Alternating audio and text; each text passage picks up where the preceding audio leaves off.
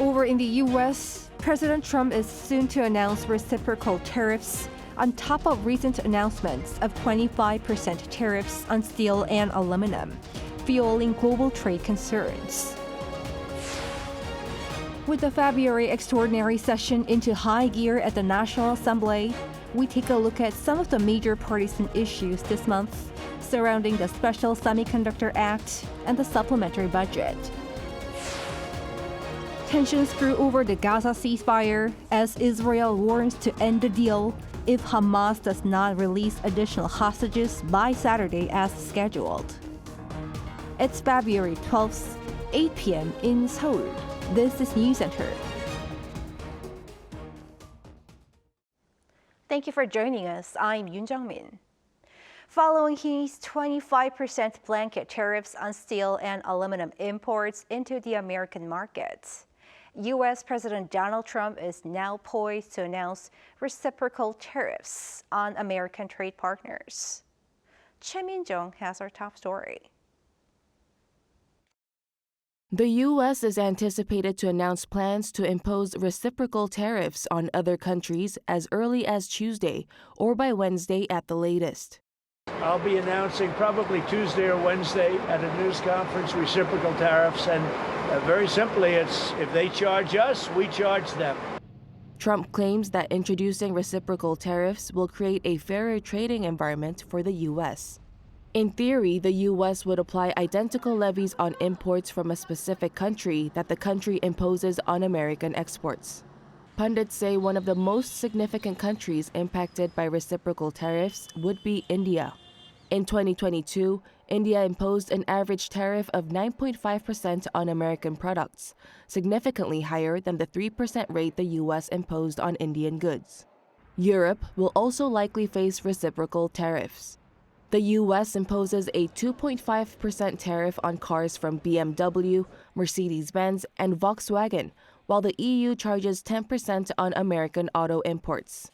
On top of that, there is the question of how Trump will handle value-added tax in the EU, which averages at over 20%. Well, the European Union charges us 20% plus a VAT tax, called a VAT tax, very similar, and it costs us an absolute fortune. We are treated so badly. If Trump takes a country-level approach, countries with which the U.S. has free trade agreements, including South Korea, are likely to remain unaffected, as most products are tariff-free. Most of the goods that Korea sells to the United States, as well as most of the goods that U.S. sells to Korea, are covered by the Chorus FTA, which means that they have zero tariffs. So the reciprocal tariffs will probably not affect Korea that much unless Trump specifically targets Korea. Given that South Korea posted a record trade surplus with the U.S. last year, there's a possibility that President Trump could target this issue. Nonetheless, the White House has indicated that reciprocal tariffs may not be implemented immediately this week, as Trump focuses on reviewing existing tariffs. Choi Min-jung, Arirang News. Concerns also grow as cars and semiconductor chips could be next on Trump's tariff list. Here's our PNG on how this may affect local companies. Starting March 12th, the United States will be imposing 25% tariffs on steel and aluminum imports. And this is set to affect many countries, including South Korea. Announcing this, U.S. President Donald Trump said that he's also looking at tariffs on cars and semiconductor chips to create jobs. But we'll be talking about other subjects like cars. We'll be talking about drugs and pharmaceuticals. We'll be discussing chips. And we're going to be doing some other things in addition to that, all which will bring in a lot of jobs into our country. Cars is going to be a very big one and a very important one. Trump's comments have raised more concerns in South Korea, as cars and semiconductors take up more than 30% of the country's total exports to the United States. S&P Global Ratings said in a report released in November that a potential 20% tariff on imports from South Korea could cut Hyundai and Kia's earnings by up to 19%. As for chips, experts say that the potential tariff hikes on chips are not likely to have a significant impact on Korean companies for the time being. As for memory chips, there's not really a product in the market that can replace South Korean chips. So considering the time until the tariffs start to have an impact, for example, the time needed for South Korea to build a semiconductor factory in the US, I don't think it will have that much of an impact in the semiconductor industry for now. But pundits warn the message that Trump is trying to say is clear: to pressure foreign companies. Using tariffs, they're trying to pressure South Korean companies to make it more beneficial to the United States when those companies invest in the U.S. To avoid tariff risks, industry watchers say that it's now more important than ever for Korean semiconductor manufacturers such as Samsung and SK hynix to secure deals with big tech companies in the U.S. 배은지, Arirang News.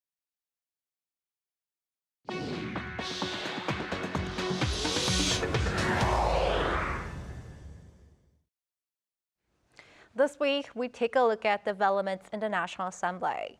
It's back in action after starting its February extraordinary session last week. Our political correspondent Lee Si-hoo joins us here in the studio. Si-hoo, let us begin with the government interpellation session that began this afternoon. What were takeaways from today's Q&A? Right, Jung-min, it was indeed the first day of the interpellation today, and lawmakers from both sides questioned the ministers of Foreign Affairs, National Defense, and Justice, to name a few, one by one. Now, the topics for today were politics, diplomacy, North Korea, and national defense and security. As had been forecast, we saw many lawmakers focus their questions around the briefly imposed martial law by President Yoon Sung-yeol back in December and its aftermath. Now we're seeing some strong attacks on government officials by members of the main opposition Democratic Party and minor opposition Rebuilding Korea Party, while ruling People Power Party lawmakers maintained a relatively moderate tone in their questions, although some of Yoon's close allies actively defended the conservative president and his actions. Shifting our focus to the Assembly's plans and outlook this month, the rival parties are also undergoing a standoff on another major agenda. What's the story there?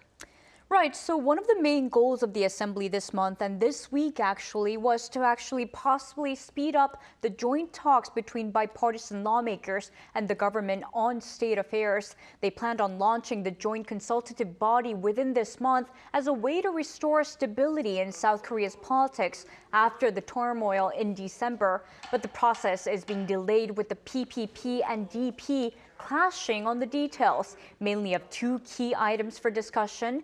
They are one, the potential special act to boost the domestic semiconductor industry, and two, the supplementary budget for this year. Now, the PPP wants to introduce a special act that will provide chip companies an exception to the current labor law so that employees in the sector can work for more than 52 hours per week, which is the limit laid out under the law. Right now, it's the ruling party's goal to get the bill approved within this month, while on the other hand, the DP wants to exclude this special labor law exemption and instead lay out other means to support the industry. And what are their stances on the supplementary budget? Yes, the PPP has been adamant that the DP needs to apologize first before they can start negotiating and discussing on the supplementary budget and the appropriate amount for that. They're urging the DP to restore and supplement this year's budget they say they've unilaterally cut. They're especially pushing for budgets that will help the domestic economy recover. Meanwhile, the DP has insisted on a fast review and approval of the extra financing. They're suggesting a supplementary budget of at least 30 trillion won, also to help the people's livelihood and the economy recover. Despite key differences, there is still a mutual bipartisan agreement to allocate an extra budget to boost the AI and chip sectors. The DP said it will announce its own version of the budget proposal tomorrow. As for the PPP, as we just heard, said they won't object to extra funds for areas that will not instigate political dispute. So we expect to see some progress in the coming weeks as they scramble to find common ground. Our political correspondent, Lee Si-hoo, thank you.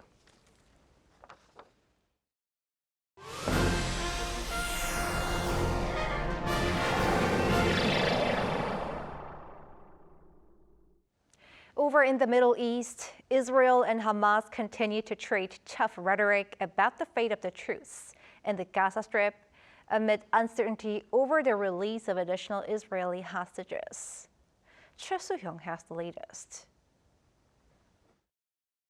Israeli Prime Minister Benjamin Netanyahu warned the Palestinian militant group Hamas on Tuesday local time that the ceasefire deal could come to an end.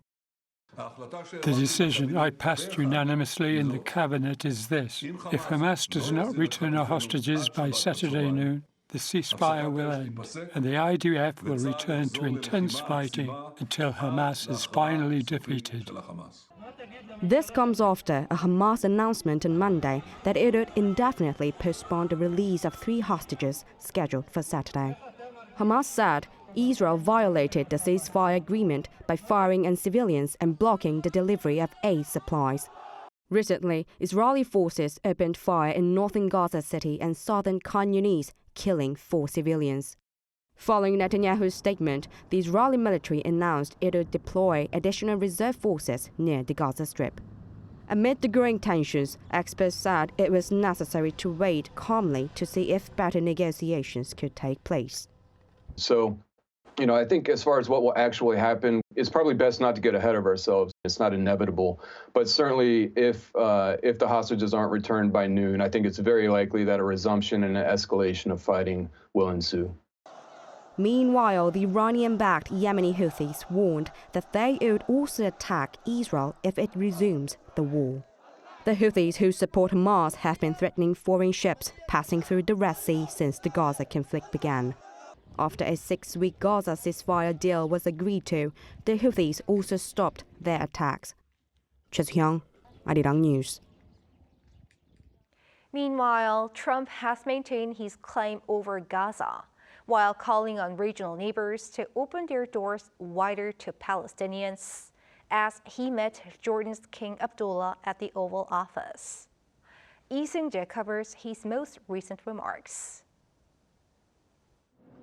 U.S. President Donald Trump held talks with King Abdullah II of Jordan at the White House on Tuesday, where Trump reiterated his plan to take over and develop the Gaza Strip. As the two leaders discussed ending the Israel-Hamas war, Trump also pressured Jordan to take in Palestinian refugees. This comes as Trump suggested Monday that he would withhold U.S. funding from Jordan and Egypt to persuade the Middle Eastern countries to accept Palestinians from Gaza.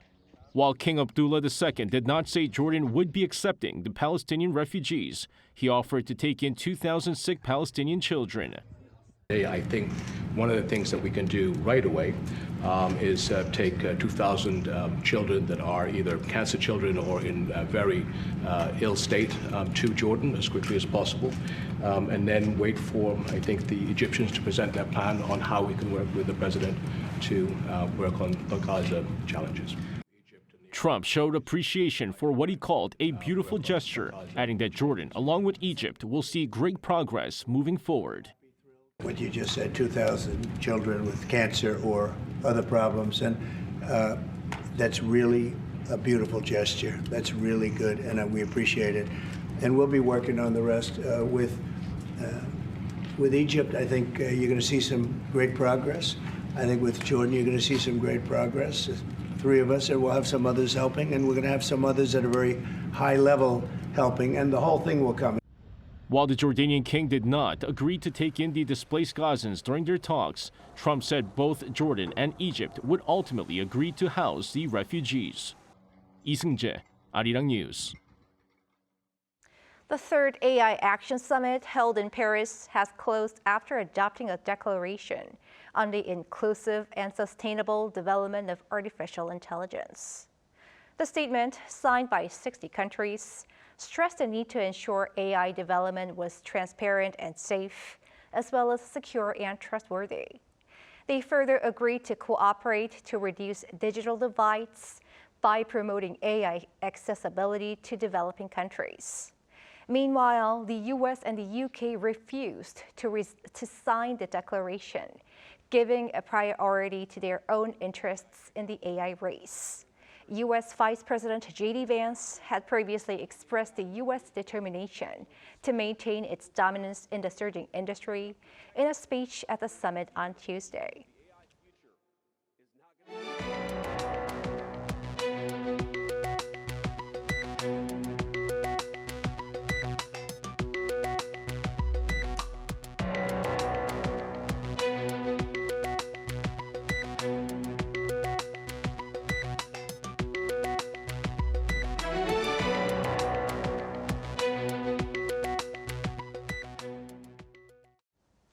Despite the brutal winter conditions, a rigorous training session that puts to the ultimate test the resolve and resilience of South Korean soldiers is taking place. Our defense correspondent Kim Bo-kyung reports. It is below zero outside, but Korean soldiers are braving this extreme cold, aiming to enhance their collective defense capabilities and ensure readiness even in the most challenging conditions. South Korea's Naval Special Warfare Flotilla, known as the UDT SEAL, this week started their high-intensity winter exercises. Rigorous drills with members asked to do amphibious landings, navigate through rough seas, and conduct inland infiltration exercises hone their skills in both maritime and terrestrial operations. The Navy Special Warfare operators, following the UDT SEAL motto of nothing is impossible, will be fully prepared to complete their missions in any extreme environment at sea, on land, or in the air. Grueling exercises are not limited to the sea. Around 500 soldiers from the Marine Corps reconnaissance battalions endure the cold in the mountains as well, as they began winter training in Pyeongchang and the surrounding area of Hwangbyongsan Mountain. On the mountain covered with snow, soldiers practiced fast roping, descending a thick rope, allowing troops to be deployed from a helicopter in places where aircraft cannot land. They master individual ski maneuvering skills to be able to ensure rapid mobility. Keeping in mind their role as reconnaissance battalions, having to provide quick, accurate information on an uncertain battlefield to secure a military advantage, the soldiers say they dedicate themselves to the training. We will continue to dedicate ourselves to training and education to become a strong Marine Corps that the public can always trust.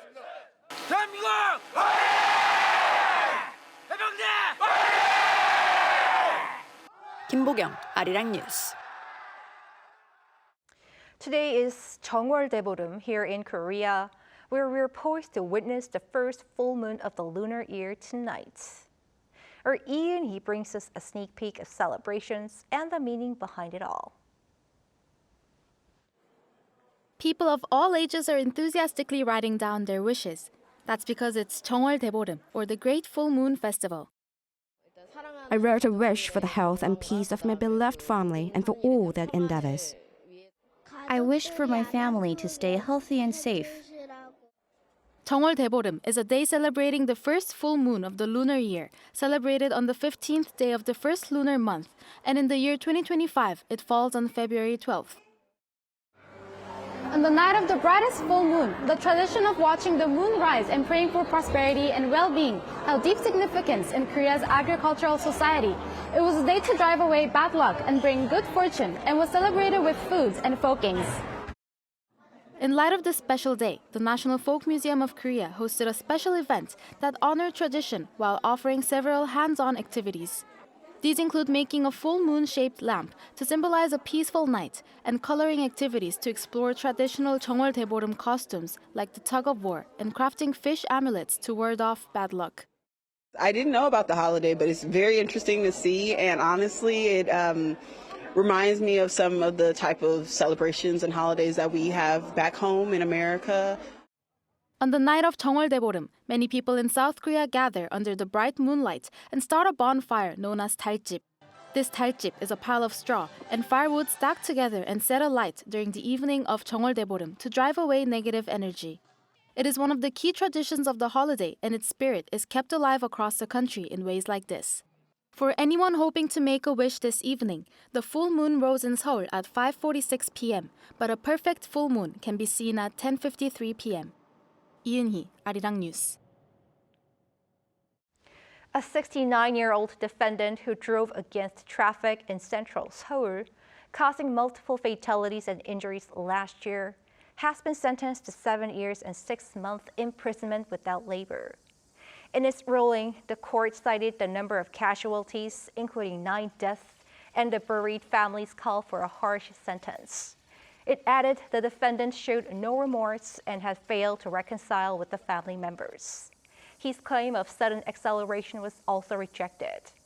The court partially accepted the prosecution's request, which was 7.5 years of imprisonment with labor. Over in Harbin, China, where the Winter Asiad is being held, Team Korea won 1 silver and 1 bronze medal in the men's big air freestyle skiing. On Wednesday, Yoon Jong-hyun and Shin Yeong-seop ranked 2nd and 3rd respectively. Big air is a sport where skiers perform freestyle moves in the air as they're traveling down the slope. Team Korea has won a total of 5 medals in freestyle skiing at this year's event, including 1 gold and 2 bronze.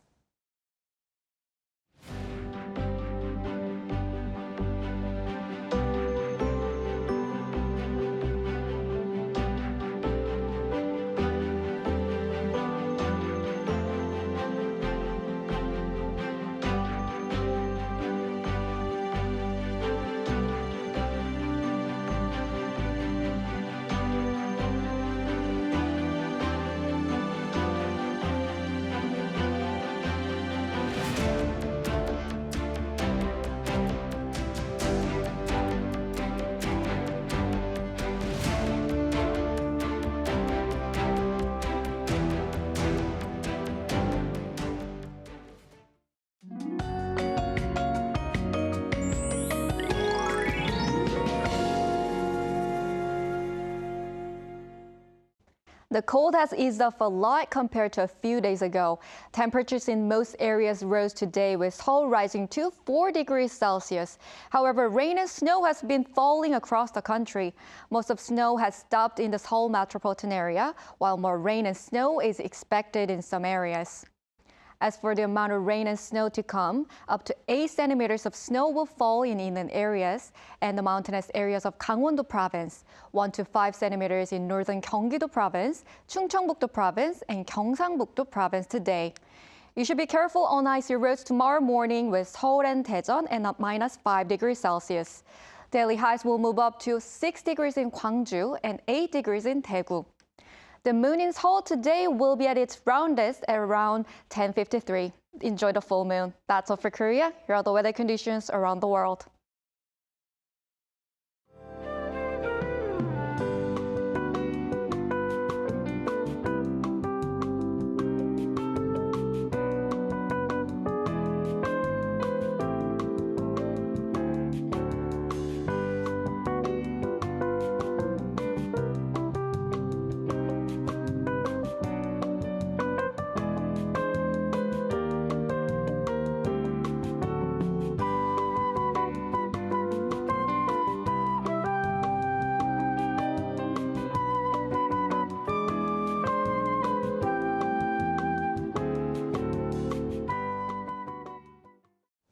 That is Newscenter for tonight. Thank you for watching. A panel session coming up.